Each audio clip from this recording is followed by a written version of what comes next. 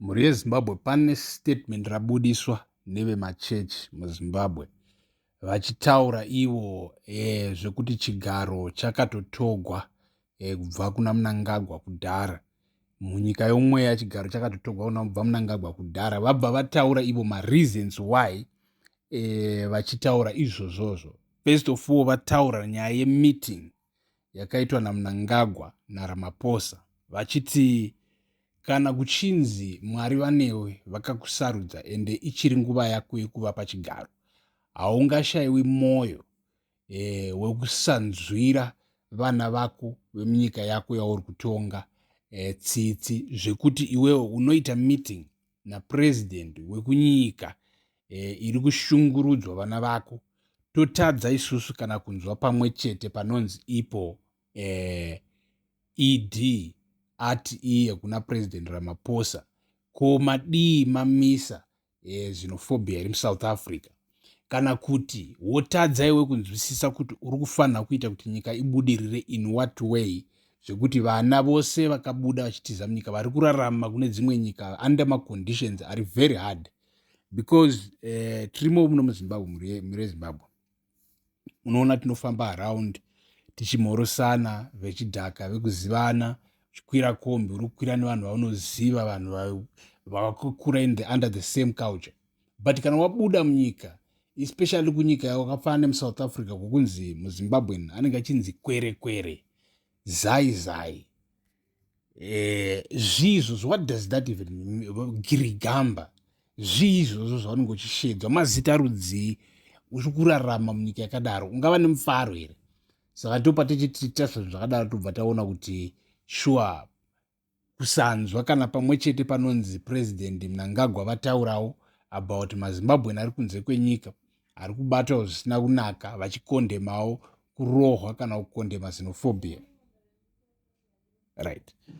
Muri Zimbabwe pazotaurwa tu nyaya dzeviolence munyika kuti chigaro cheushe chinotoonekwa kuti chakabviswa kuna Mnangagwa kudhara nekuti hakuna mambo wakasarudzwa naMwari wekuti unofanira kuti pave nevanhu vanoabductwa vanorohwa kana kuita sei kuti urambe uri pachigaro. Ukangoona pane makakatano akafanana neiwayayo wotoziva kutoti chigaro chakatotogwa kudhara. So right, tiri papapa muri Zimbabwe tinoda kumbotaura kuti okay vemachechi vanga vachitaura zvanga vachitaura but hatimbodzoka so right chakapiwa ani. Pane masigns here kana tichida kutaura zvenyika yomweya iyi ive machechi maprofita machichichichi. And alright, tisati tataura zvemasigns kuti tione kuti akazochipiwa chigaro ichi ndiani. Imimi muri yeZimbabwe chimboti pamucomment section wotiudzaiwo masigns awakaona kuti ningi ndiye akapiwa chigaro ichi. Kana ari Nelson Chamisa wotiudza masigns avari kuona notadza kuti Nelson Chamisa ndiye akapiwa chigaro. Kana ari Tendai Biti wotiudza, kana ari Chiwenga wotiudza. Right, but toda kumbotaura pamusoro pepost yakapostwa nevaprofita for ED. Ndo imwe point yanga ichitaurwa nezvemachechi vachitaura about muporo kwai maprofita for ED apo vanga vachitaura pamusoro paProphet Passion Java and ndikuona kuti ndoumwe wemaprofita for ED.